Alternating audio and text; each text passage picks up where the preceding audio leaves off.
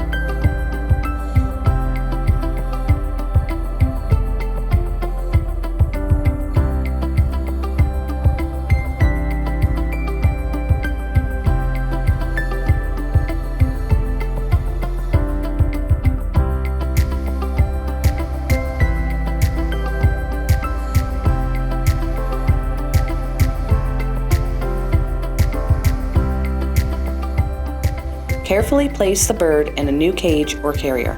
Remove the towel. Secure the new cage or carrier. Please note that if you are placing a bird in a new cage, you will need to have placed any toys, water or food dishes, and perches in the new cage prior to placing the bird.